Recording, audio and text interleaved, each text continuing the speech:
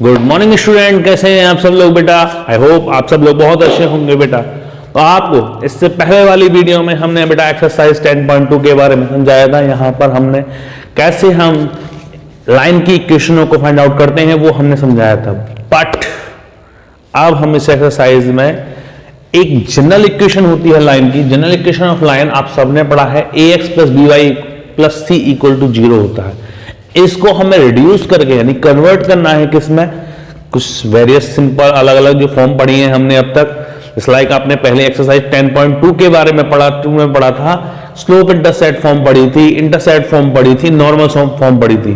तो इस general equation को हमें डिफरेंट टाइप की फॉर्म में कन्वर्ट करना है। तो कन्वर्ट किस तरह से किया जाएगा वो हम इस एक्सरसाइज में समझेंगे।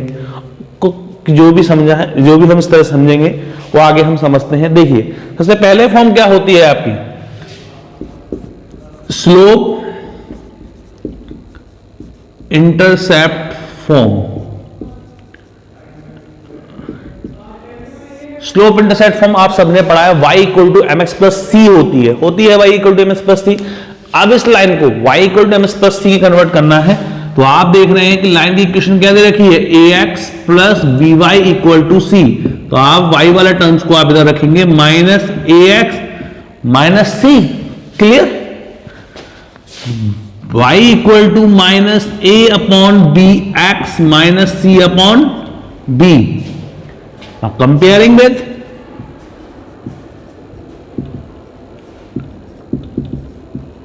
y equal to m x plus c, यही तो होती है आपकी स्लोप इंटरसेप्ट फॉर्म। उससे आप कंपेयरिंग कर देंगे, then m equal to minus a upon b and c equal to minus c upon b, where slope on x axis equal to minus a upon b and y intercept जो निकल के आया वो कितना निकला, minus c upon b। अगर कोई आपको जनरल इक्वेशन इस फॉर्म में दी हुई है, उसको आपको स्लोप इंटरसेप्ट फॉर्म में कन्वर्ट करना है, तो वो किस तरह से करेंगे वो आपको हमने इसमें समझा। नेक्स्ट होता है आपका इंटरसेप्ट फॉर्म। इंटरसेप्ट फॉर्म आप सबने पढ़ी है कि क्या होती है, x upon a plus y upon b equal to 1, यही तो होती है इंटरसेप्ट फॉर्म। इसको आपको कन्वर्ट करना है तो किस तरह से करेंगे, लाइन की इक्वेशन क्या दी है आपको, general equation ax plus b y equal to c. Convert करने के लिए आप c को आप इधर ले जाएंगे, then ax plus b y equal to minus c. But अभी आपको क्या बताया, इंटरसेप्ट फॉर्म किस फॉर्म में होती है, x upon a plus y upon b equal to 1। तो 1 करने के लिए divide by minus c both side, then ax upon minus c plus b y upon minus c equal to 1, then x upon minus c upon a plus y upon minus c upon b equal to 1। Comparing with x upon a plus y upon b equal to 1, then a equal to minus c upon a and b equal to minus c upon b. Intercept on x axis minus c upon a 0 and intercept on y axis पे क्या होगा, 0 minus c upon b.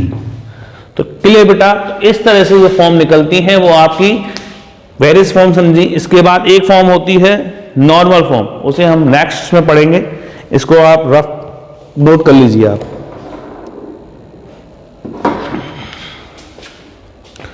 तो बेटा third form पढ़ते हैं हम इसकी, normal form. तो नॉर्मल फॉर्म क्या होती है आपकी, see form, normal form.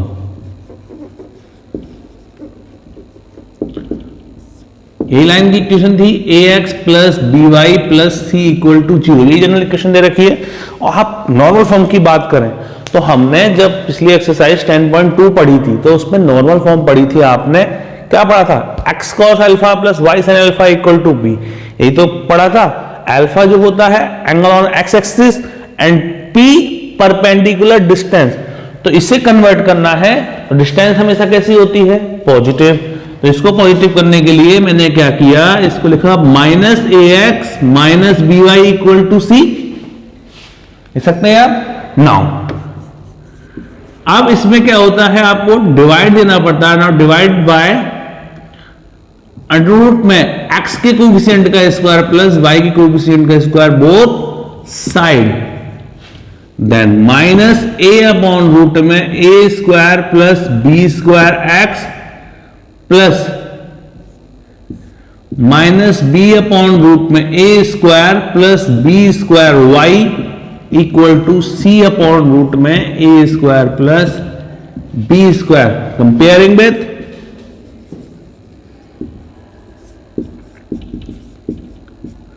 x cos alpha plus y sin alpha equal to p।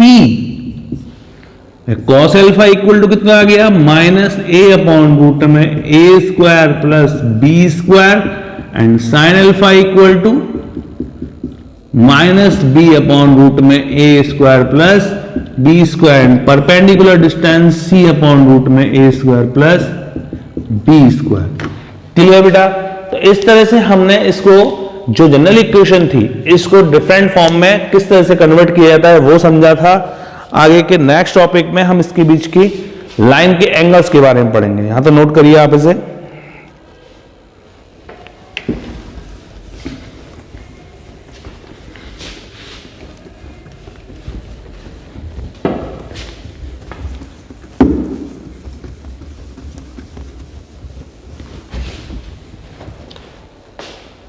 Next topic है एंगल बिटवीन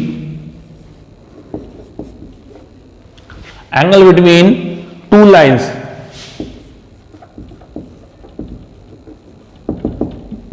उसका फॉर्मूला होता है tan theta equal to m2 minus m1 upon 1 plus m1 m2।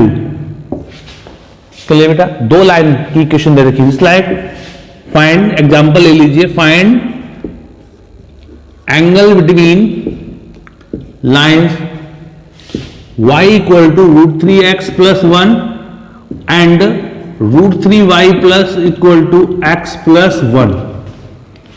Clear बेटा? तो इस line की equation है y equal to इसकी m1x प्लस c1 से कंपेयरिंग करेंगे जब आप पहली वाली की, तो वेयर m1 इक्वल टू कितना आ गया, √3 एंड इस लाइन की इक्वेशन दे रखी थी x plus 1, then y equal to √3 upon में x प्लस 1 अपॉन √3।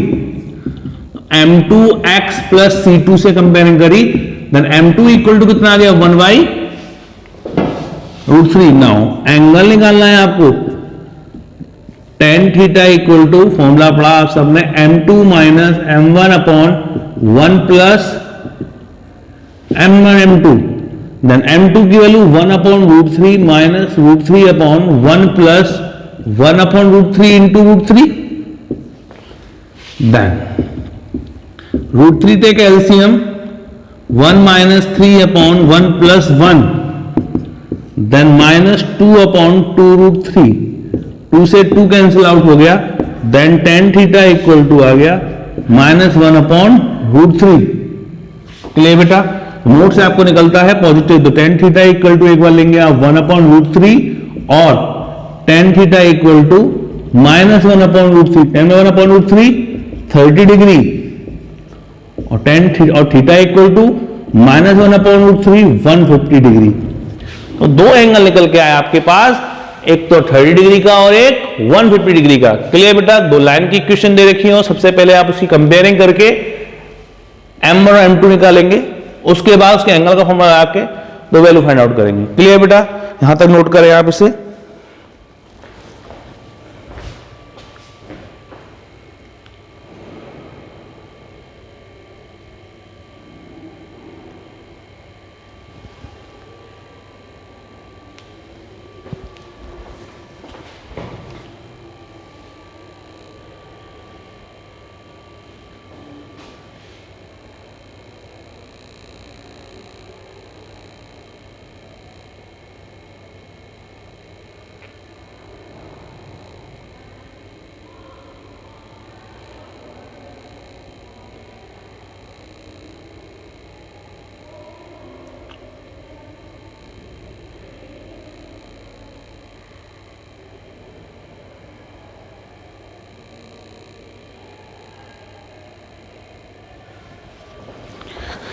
चलिए बेटा आगे पढ़ते हैं हम इसके नेक्स्ट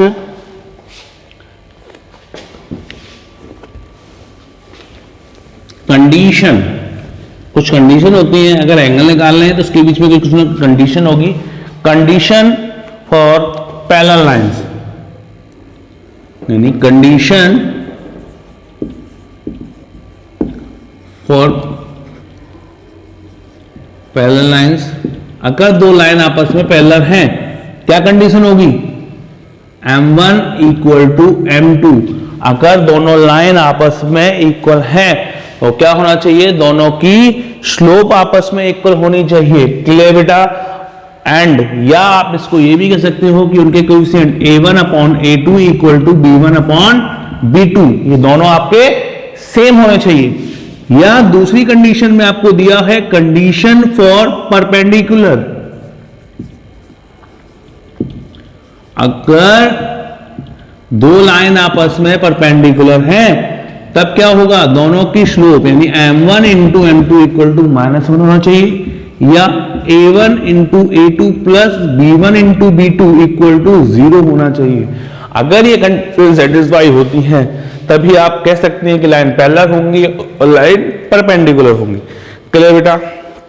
तो नोट करें आप इसे ना। अब एंगल के बाद आपका नेक्स्ट टॉपिक आता है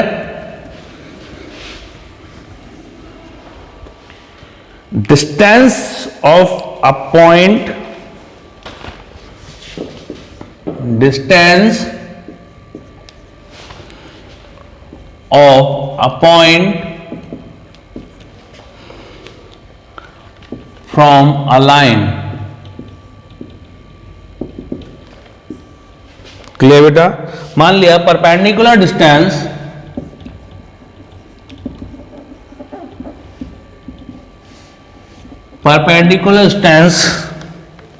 of a line, perpendicular distance of a line ax plus by plus c equal to 0, ax plus by plus c equal to 0 from a point x1 comma y1 is, क्या distance निकालेंगे? तो distance का formula होता है d equal to a x one plus b y one plus c upon root में ए square plus b square, वो भी किसमें? मॉडुलस में। क्लियर बेटा? मॉड क्यों लगाया आपने? मोड इससे लगाया, कोई बच्चा बता सकता है? यानी सब सोचिए, डिस्टेंस कभी नेगेटिव नहीं होती, तो मॉडुलस का साइन ये रिप्रेजेंट करता है कि डिस्टेंस एक पॉजिटिव यूनिट है। इसको निकालेंगे तो डिस्टेंस किस में निकलेगी? पॉजिटिव में। एक होता है distance between two parallel line, distance between two parallel lines. अगर दो लाइन आपस में कैसी हैं? पैरेलल हैं, उनके बीच का आपको डिस्टेंस निकालनी है तो कैसे लिखेंगे? If lines are given in general form, if lines are given in general form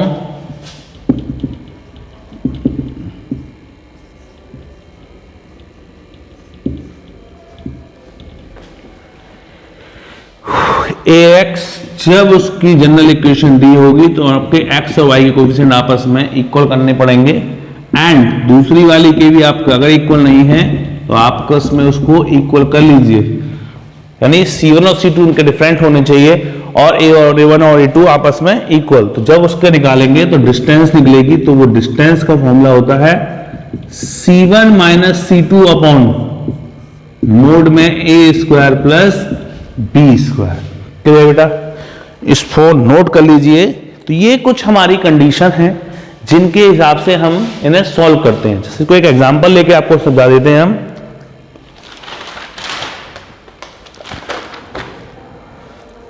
एक एग्जांपल है, find the distance of the point, find the distance of the point -1, 1 from a line 12 bracket में x plus 6 equal to 5 bracket में y minus 2। ये कोई equation दे रखी है आपको, तो सॉल्व करेंगे तो आप क्या लिखेंगे इसको, 12x equal to 5y minus 5 टू जा 10, then 12x minus 5y plus 82 equal to 0। ये तो इसकी जनरल फॉर्म बनी आपकी। नाउ डिस्टेंस इक्वल टू किस फॉर्मूला क्या होता है, ax1, x1 की वैल्यू क्या दे रखी है, -1 -5 इंटू 1 प्लस 82 अपॉन रूट में 12 square plus 5 square, then -12 -5 plus 82 upon root में 144 प्लस 25, 82 माइनस 17, 82 में से आपने 17 को सब्ट्रैक्ट किया 5 एंड 65, देन 65 अपॉन 13 इससे कैंसिल किया, देन 5 यूनिट्स। तो इसकी यूनिट डिस्टेंस निकल के आई, वो कितनी निकली, 5 यूनिट। तो बेटा कोई भी आपको क्वेश्चन दिया है तो आपको इस तरह से इन्हें सॉल्व करना है। तो यहां तक इस वीडियो में हमने आपको इसके फॉर्मूलों के बारे में समझाया कि किस फॉर्मूले को हम किस तरह से कहां पर यूज करेंगे और किसी जनरल इक्वेशन को डिफरेंट फॉर्म में किस तरह से कन्वर्ट करना है उसके बारे में समझाया। तो यहां तक मेरी वीडियो को देखने और समझने के लिए थैंक यू सो मच। आगे की नेक्स्ट वीडियो में हम नेक्स्ट एक्सरसाइज 10.3 के बारे में समझेंगे। Thank you.